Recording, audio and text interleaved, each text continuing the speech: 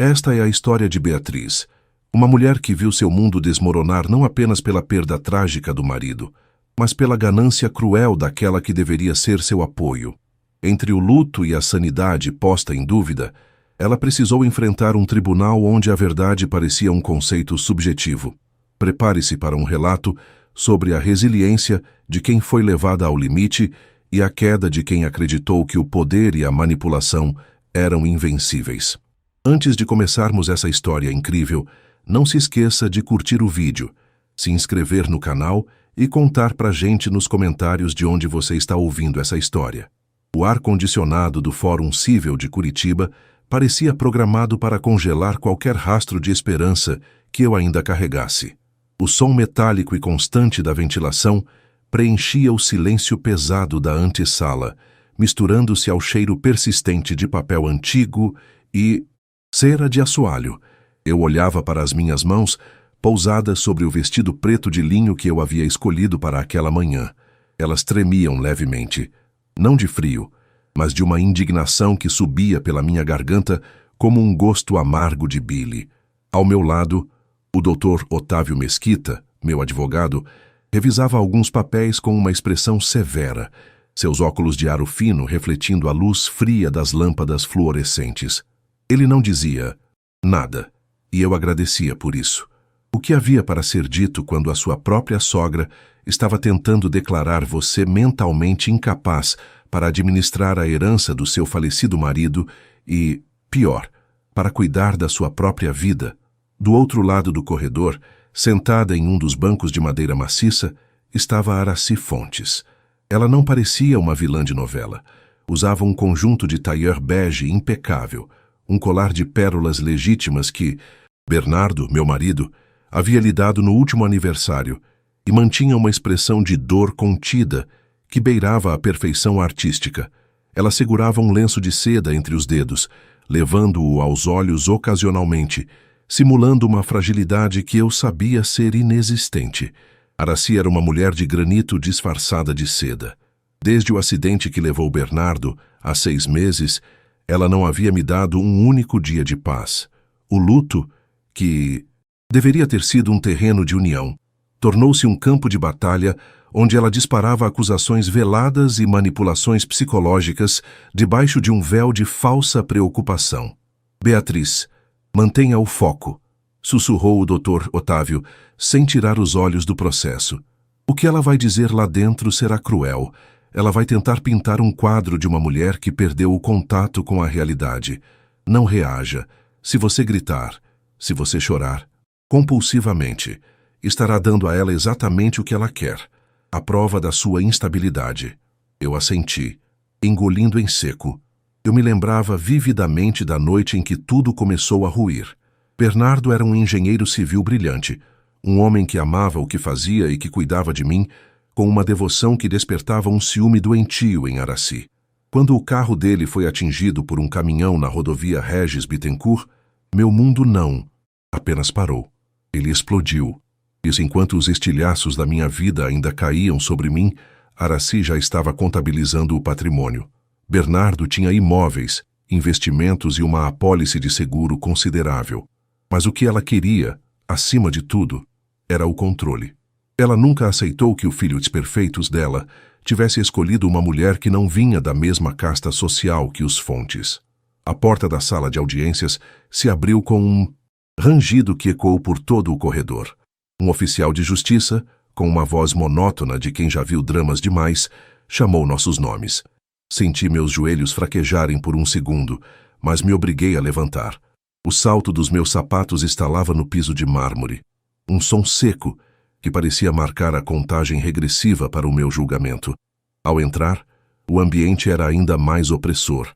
A sala era revestida de madeira escura, e no centro, em uma bancada elevada, estava o juiz, o Dr. Valério Cavalcante. Ele era um homem de meia idade, com cabelos grisalhos e olhos que pareciam escanear a alma de qualquer um que cruzasse sua frente. Ele não sorria. Ele mal olhava para nós, enquanto organizava os arquivos digitais em seu monitor. Aracy entrou logo atrás, acompanhada por seu advogado, um homem chamado Dr. Ricardo, conhecido por ser um tubarão em casos de família. Ela se sentou, soltando um suspiro longo e dramático que preencheu o silêncio da sala. O Dr. Valério finalmente levantou o olhar e deu início à audiência de interdição. Estamos aqui para tratar do pedido de curatela provisória movido pela senhora Araci Fontes, em face de Beatriz Viana, começou o juiz, sua voz ressonando com uma autoridade fria. A alegação é de que a requerida apresenta quadro de depressão psicótica e incapacidade de gerir os próprios bens após o falecimento de seu cônjuge. Senhora Araci, a palavra é sua. Araci se levantou devagar, com o lenço de seda pressionado contra o peito. A performance começou. Excelência, disse ela, a voz trêmula, carregada de uma doçura venenosa. É com o coração despedaçado que estou aqui.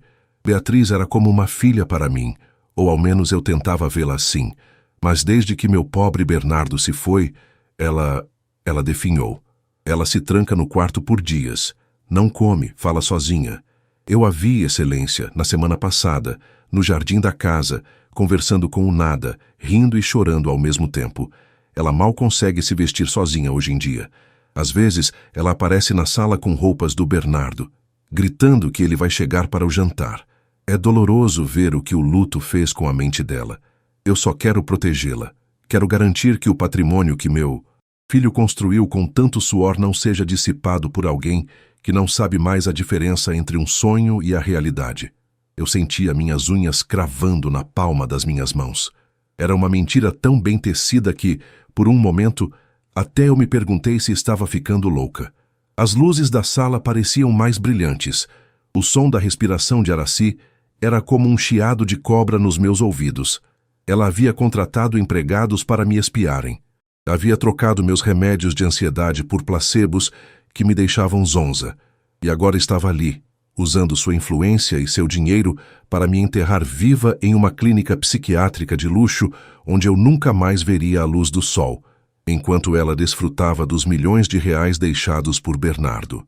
O doutor Ricardo, advogado dela, interveio, apresentando laudos médicos assinados por um psiquiatra particular, um homem que Araci frequentava, socialmente há anos. Como podem ver, Excelência, o doutor Reitor atesta que a senhora Beatriz sofre de episódios dissociativos graves. Ela representa um perigo para si mesma e para a segurança financeira do espólio. Eu olhei para o juiz. Ele estava imóvel, apenas ouvindo, os óculos de leitura ainda em seu rosto, focados nos documentos à sua frente. Eu queria gritar que aquilo era uma conspiração, que Araci tinha me dopado, que ela tinha subornado o médico. Mas eu sabia que, se fizesse isso sem provas, apenas confirmaria a narrativa de loucura que eles estavam construindo. O suor frio escorria pelas minhas costas, e o silêncio que se seguiu à fala do advogado foi o mais aterrorizante da minha vida. Eu estava à beira do abismo, e minha sogra estava pronta para me dar o empurrão final. O silêncio que se seguiu à fala teatral de Araci era tão denso que eu podia ouvir o tique-tique rítmico do relógio de parede acima da porta pesada de mogno. Cada batida parecia um martelo golpeando minha última reserva de paciência. O doutor Valério Cavalcante, o juiz, mantinha a cabeça baixa, os olhos escondidos atrás das lentes grossas de seus óculos de leitura, enquanto folheava o calhamaço de papéis que compunha o meu processo. Ele não demonstrava nada. Era uma esfinge de toga preta, uma figura que detinha o poder de me apagar da sociedade com uma única assinatura. Senti um calafrio percorrer minha espinha, não pelo frio cortante do ar-condicionado de Curitiba, mas pelo cheiro do perfume de Araci, um aroma floral caro, doce demais, que agora me sufocava. Aquele cheiro estava impregnado nas cortinas da minha casa, nas roupas que ela insistia em organizar para mim e, principalmente, nas lembranças das tardes em que ela se sentava na minha sala, fingindo consolar minha dor enquanto, sorrateiramente, substituía meus frascos de vitaminas por substâncias que me deixavam em um estado de névoa constante. Doutor Otávio, a voz do juiz ecoou, desprovida de qualquer emoção. A defesa tem algo a declarar sobre o laudo do Dr. Zeitor e os depoimentos anexados que descrevem o comportamento errático da senhora Beatriz? Meu advogado se levantou. Senti a cadeira de couro ranger sob o movimento dele. Otávio era um homem de meia idade, com uma postura impecável e uma calma que, em momentos normais, seria reconfortante, mas que agora me deixava agonizante. Ele ajeitou o paletó cinza chumbo e pigarreou. Excelência, a defesa não apenas contesta o laudo, como traz novos elementos que lançam uma luz sombria sobre as motivações desta interdição, começou Otávio, sua voz ganhando uma ressonância firme. Minha cliente passou por um luto devastador. Isso é inegável.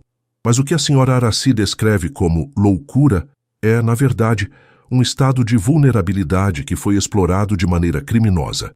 Temos aqui evidências de que a medicação que a senhora Beatriz estava ingerindo não correspondia às prescrições médicas originais. Ao ouvir isso, Aracy soltou um suspiro ofegante, levando a mão ao peito como se tivesse sido fisgada por uma arritmia súbita. O Dr. Ricardo, o advogado dela, imediatamente se impertigou. Isso é um absurdo, Excelência. São acusações infundadas para desviar o foco da óbvia instabilidade mental da requerida. Minha cliente cuidou da nora como se fosse sua própria carne. Cuidou? Eu não consegui me conter. A palavra escapou dos meus lábios antes que eu pudesse detê-la. Senti o olhar de advertência de Otávio, mas a chama da indignação já tinha se transformado em um incêndio. Olhei diretamente para Aracy. Ela sustentou o olhar com uma máscara de piedade que me dava náuseas. Você me trancava no quarto, Aracy. Você dizia aos vizinhos que eu estava gritando nomes que eu nunca proferi. Você demitiu a Sueli, a única pessoa que realmente limpava aquela casa, só porque ela me viu escondendo as pílulas que você me obrigava a tomar. O juiz bateu levemente com a caneta na mesa. O som foi curto e seco. Senhora Beatriz, por favor, contenha-se. Este tribunal preza pelo rito processual. Ele então se voltou para o Dr. Ricardo. Onde está o Dr. Heitor? Ele foi intimado para prestar esclarecimentos sobre este laudo? Infelizmente, Excelência, o Dr. Heitor está em um congresso internacional em Zurique, respondeu Ricardo, com uma naturalidade ensaiada. Mas o laudo é oficial, assinado e carimbado. Não há por que duvidar da competência de um dos maiores psiquiatras do Estado. Nesse momento, vi um leve sorriso de canto de boca no rosto de Aracy. Era o sorriso de quem já se sentia vitoriosa, de quem já estava imaginando a decoração da nova cobertura que compraria com o dinheiro do seguro de Bernardo. Aquele sorriso foi o combustível que eu precisava. Eu me lembrava das noites em claro, no ano passado, quando eu fingia dormir enquanto a ouvia revirar o escritório de Bernardo, procurando por senhas de contas bancárias e escrituras de terrenos em Santa Catarina. Ela achava que eu era um espectro, uma sombra sem vontade, mas eu estava apenas esperando o efeito do entorpecente passar para começar a minha própria investigação. Excelência, Otávio interrompeu o silêncio que se formava. Antes que este tribunal tome qualquer decisão baseada em um laudo assinado por um médico ausente, gostaríamos de apresentar um novo conjunto de provas. Algo que a senhora Aracy não esperava que existisse. Beatriz, por favor, entregue o dispositivo. Eu enfiei a mão na minha bolsa de couro e retirei um pequeno pendrive prateado. Minha mão não tremia mais. O frio na sala parecia ter se dissipado, substituído por uma adrenalina quente que corria pelas minhas veias. Aracy empalideceu visivelmente. O rosa das suas bochechas, fruto de um blush caro, parecia agora uma mancha artificial em uma pele de papel. O que é isso? Questionou o Dr. Ricardo, sua voz agora um tom acima do normal. Provas novas nesta fase? Isso é uma manobra protelatória. Não é manobra, doutor, retrucou Otávio, caminhando até o oficial de justiça para entregar o dispositivo. São gravações de áudio e vídeo feitas dentro da residência da minha cliente nos últimos 3 meses. Gravações que mostram a senhora Aracy administrando medicamentos sem consentimento e discutindo com seu advogado, aqui presente, a melhor forma de acelerar a transferência de bens antes que a interdição fosse oficializada.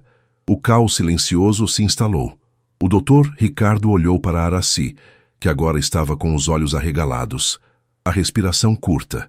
Ela tentou balbuciar algo, mas as palavras pareciam presas em sua garganta seca. O juiz, doutor, Valério parou de folhear os papéis. Ele olhou para o pendrive sobre sua mesa como se fosse um objeto radioativo. Lentamente, com uma solenidade que fez meu coração parar por um segundo, o juiz levou as mãos ao rosto. Ele segurou as hastes de seus óculos e os removeu, colocando-os cuidadosamente sobre o processo. Sem as lentes, seus olhos pareciam maiores, mais escuros e terrivelmente penetrantes. Ele limpou a garganta. Um som que ecoou como um trovão na sala pequena. Senhora Aracy Fontes, disse o juiz, sua voz agora carregada de uma severidade que me fez arrepiar. A senhora afirmou, sob juramento, que a senhora Beatriz não conseguia sequer se vestir sozinha e que sua saúde mental era inexistente. O juízo estranha que uma pessoa nesse estado tenha tido a lucidez de monitorar e documentar tamanha conspiração doméstica. Ele olhou para o monitor, onde o oficial de justiça já começava a carregar os arquivos. Dr. Ricardo, sugiro que o senhor se sente. O que vamos ver e ouvir agora pode mudar drasticamente a natureza desta audiência. De um pedido de interdição para um inquérito criminal por cárcere privado e tentativa de estelionato. Aracy ficou paralisada. O lenço de seda que ela segurava caiu no chão, esquecido. O advogado dela, o tubarão Ricardo, empalideceu de tal forma que sua pele parecia da cor das paredes bege do tribunal. Espera, o quê? Balbuciou Aracy, a voz agora fina, desprovida de toda aquela autoridade de matriarca. Eu me recostei na cadeira. Pela primeira vez em meses, eu senti que podia respirar o ar puro, longe da névoa química que ela tentou me impor. A vingança estava começando, e o sabor era muito mais doce do que eu jamais imaginei. A sala de audiências, que antes parecia um mausoléu de mármore e silêncio, subitamente foi preenchida pelo zumbido eletrônico do projetor sendo ligado. O oficial de justiça movimentava o mouse com uma lentidão que torturava meus nervos, enquanto o Dr. Valério permanecia com os óculos sobre a mesa, observando tudo com uma expressão que misturava ceticismo e uma curiosidade clínica. Eu sentia o meu coração batendo na ponta dos dedos, uma pulsação acelerada que contrastava com a imobilidade de Aracy ao meu lado. Ela não se mexia. Parecia uma estátua de cera prestes a derreter sob o calor das lâmpadas do teto. A primeira imagem surgiu no telão branco atrás da bancada do juiz. Era a minha cozinha em Curitiba, banhada pela luz pálida de uma manhã chuvosa de terça-feira. A qualidade da imagem, capturada por uma câmera oculta que eu mesma instalei dentro de um despertador digital antigo, era surpreendentemente nítida. Na tela, Aracy aparecia de costas, vestindo um robe de seda bordô. Ela segurava um copo de suco de laranja, o suco que ela trazia para o meu quarto todas as manhãs com um sorriso de mãe extremosa.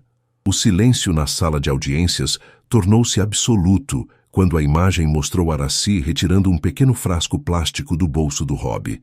Com movimentos precisos e rápidos, ela pingou 10 gotas de um líquido incolor no copo.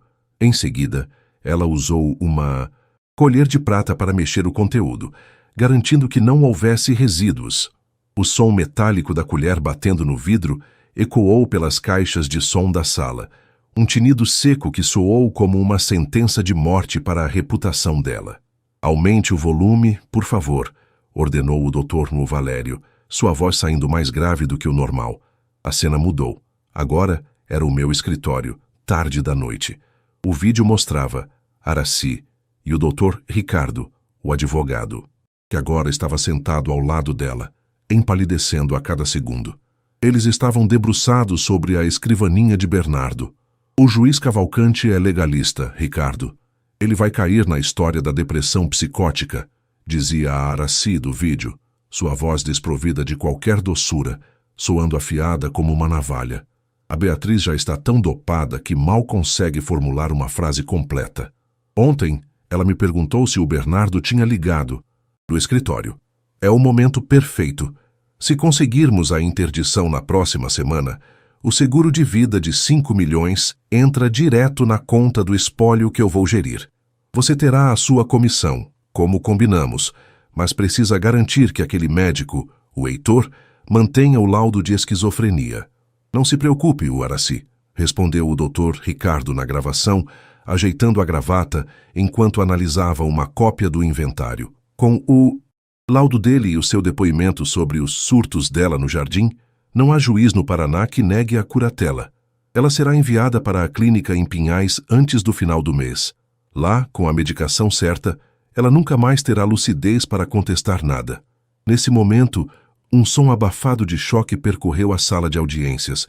O oficial de justiça parou o vídeo. O doutor Ricardo estava com as mãos apoiadas na mesa, a cabeça baixa, enquanto Aracy soltou um ganido sufocado, como se o ar tivesse sido subitamente retirado de seus pulmões.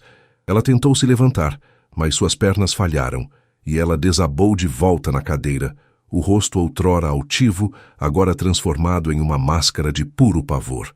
O juiz Valério Cavalcante lentamente se inclinou para a frente. Sem os óculos, seus olhos pareciam perfurar a alma de Aracy. Ele não gritou. Ele não bateu o malhete. O seu tom de voz era de uma calma gélida, que era muito mais aterrorizante do que qualquer explosão de raiva. Senhora Aracy Fontes, começou ele, cada palavra sendo pronunciada com uma precisão cirúrgica. A senhora realmente achou que ninguém iria verificar? Que a justiça brasileira seria apenas um palco para a sua encenação de ganância e crueldade? O que vi aqui não é apenas uma tentativa de fraude processual. É a documentação de um crime de envenenamento gradual, cárcere privado psicológico e associação criminosa. Ele voltou seu olhar para o doutor Ricardo, que parecia estar tentando se fundir à cadeira. Doutor, o senhor é um oficial da lei. O que acabamos de presenciar compromete não apenas a sua liberdade, mas a sua dignidade profissional para o resto da vida. Eu estou suspendendo esta audiência de interdição imediatamente. Excelência, eu posso explicar. Aracy tentou balbuciar, a sua voz falhando, as lágrimas agora sendo reais, mas de puro desespero, não de luto. Silêncio! O juiz finalmente bateu o malhete, um som que ecoou como um tiro de canhão na sala. Oficial de justiça, chame a segurança do fórum e a polícia civil. Não quero que nenhum dos requerentes saia deste prédio até que o delegado de plantão tome os depoimentos. Senhora Beatriz... Ele olhou para mim e, por um breve instante, vi um vislumbre de humanidade e respeito naqueles olhos severos. A senhora está em pleno domínio de suas faculdades e sinto, se me permite dizer, sua coragem em documentar este horror enquanto era vítima dele é notável. Senti um peso de toneladas sair de cima de mim. O doutor Otávio apertou meu braço em um gesto de vitória silenciosa. Eu olhei para Aracy. Ela não era mais a grande matriarca dos Fontes, a mulher que ditava as regras na alta sociedade curitibana e que desdenhava da minha origem simples. Ela era apenas uma mulher pequena, acuada e prestes a enfrentar as consequências devastadoras da sua própria maldade. Saímos da sala de audiências enquanto os policiais entravam para conduzir Aracy e Ricardo para a delegacia do próprio fórum. O corredor largo estava agora banhado por uma luz amarelada que entrava pelas janelas altas. Do lado de fora, o céu de Curitiba começava a escurecer e uma brisa fria soprava das árvores da Praça Nossa Senhora de Salete. O cheiro de chuva fresca subia do asfalto e pela primeira vez em 6 meses eu senti o gosto da liberdade, mas a vingança ainda não estava completa. Aracy havia tentado me tirar tudo, minha sanidade, minha casa e o legado de Bernardo. Ela seria presa, sim, mas eu queria garantir que ela perdesse até a última gota da dignidade e do patrimônio que ela tanto amava. Eu tinha as provas, tinha o apoio da lei e, agora, tinha o controle total das cartas. O próximo passo seria o desmonte público de tudo o que ela construiu sobre mentiras. Caminhei até a saída do fórum, ignorando os flashes de alguns jornalistas que já começavam a se aglomerar, atraídos pelo escândalo que envolvia um dos nomes mais tradicionais da cidade. Eu não precisava de holofotes. Eu precisava apenas ver o sol se pôr, sabendo que naquela noite eu dormiria sem medo. A caçada de Aracy havia terminado, e a minha justiça estava apenas começando a cobrar o seu preço. As semanas que se seguiram àquela tarde tempestuosa no Fórum Cível de Curitiba foram como o despertar de um pesadelo longo e sufocante. A chuva persistente, tão característica da capital paranaense, parecia agora ter uma função purificadora, lavando o asfalto das ruas e, de certa forma, as manchas que Aracy havia tentado impregnar na minha alma. A notícia do escândalo correu como fogo em palha seca pelos salões da elite curitibana. O nome dos Fontes, antes sinônimo de tradição e riqueza inabalável, agora ilustrava as páginas policiais. Socialite presa por tentar interditar nora sob efeito de drogas, estampavam os portais de notícias. Eu lia cada manchete com uma serenidade que nem eu sabia que possuía.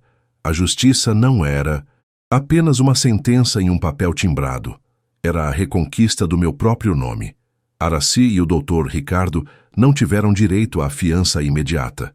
A gravidade das provas, as gravações, os frascos de sedativos encontrados escondidos em um fundo falso do armário da minha cozinha e os extratos bancários que mostravam pagamentos vultuosos ao Dr. Heitor, configurou uma conspiração criminosa que o Ministério Público não estava disposto a ignorar. Ricardo teve sua licença da OAB suspensa preventivamente, e Aracy, a mulher que nunca pisava em nada menos que mármore polido, viu-se obrigada a trocar seus lençóis de algodão egípcio por um colchão fino em uma cela do complexo médico penal.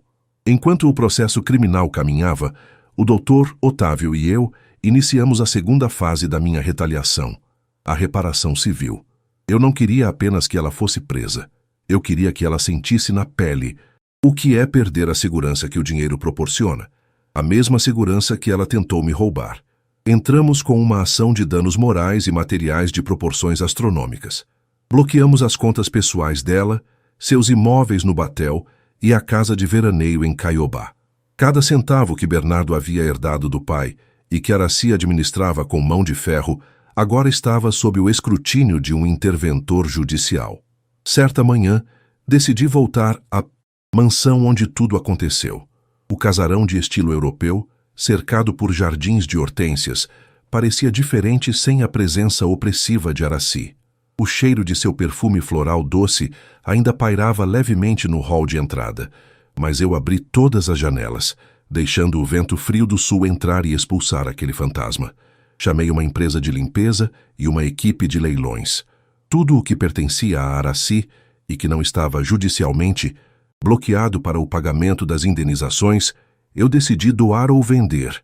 Eu não queria nada que tivesse sido tocado por aquela maldade. No entanto, havia um último encontro que eu precisava ter.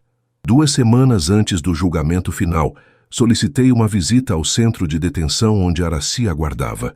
O Dr. Otávio foi contra, temendo que ela tentasse alguma manipulação emocional, mas eu precisava olhar naqueles olhos uma última vez sem o véu. Da medicação que ela me impunha. O ambiente da sala de visitas era degradante. O cheiro de desinfetante barato e suor era quase insuportável. Quando Aracy entrou, escoltada por uma agente, eu quase não a reconheci. O cabelo, sempre impecavelmente escovado, estava opaco e preso em um coque desleixado. Ela não usava joias, e o uniforme de detenta parecia grande demais para o seu corpo, que parecia ter encolhido 10 anos em poucas semanas. A arrogância, porém, ainda brilhava como uma brasa moribunda no fundo de suas pupilas. Veio ver o que restou de mim, Beatriz. A voz dela saiu rouca, uma sombra daquela voz aveludada que ela usava no tribunal. Espero que esteja satisfeita. Destruiu a família do seu marido. Bernardo teria vergonha de você.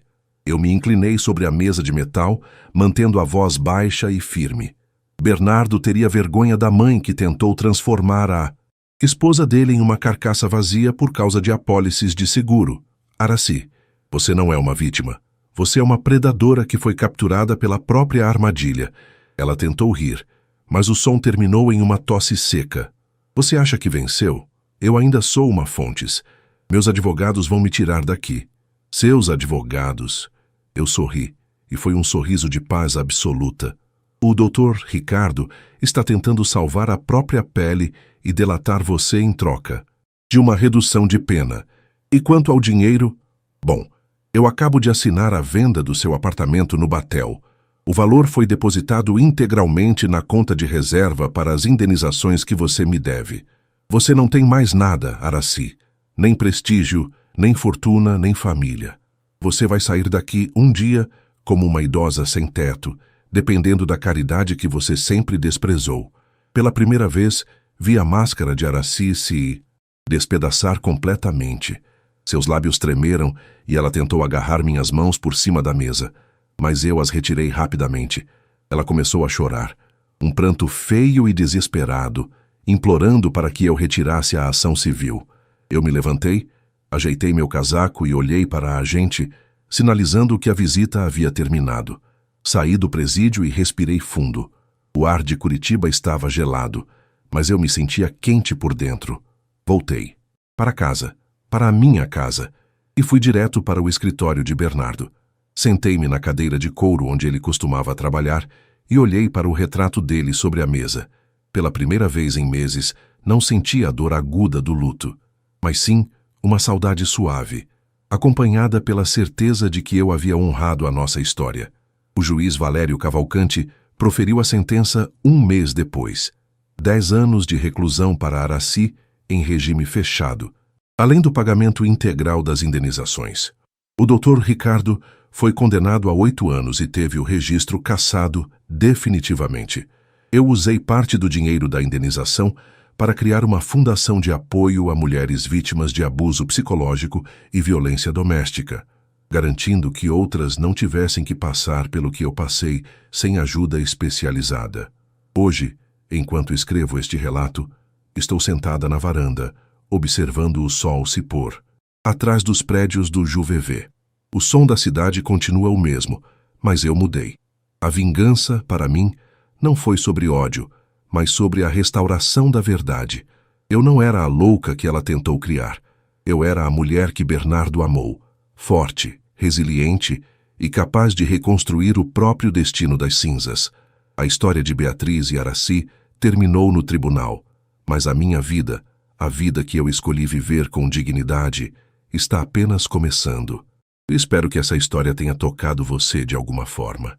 A justiça pode tardar, mas para quem tem coragem de lutar, ela sempre encontra o caminho de casa.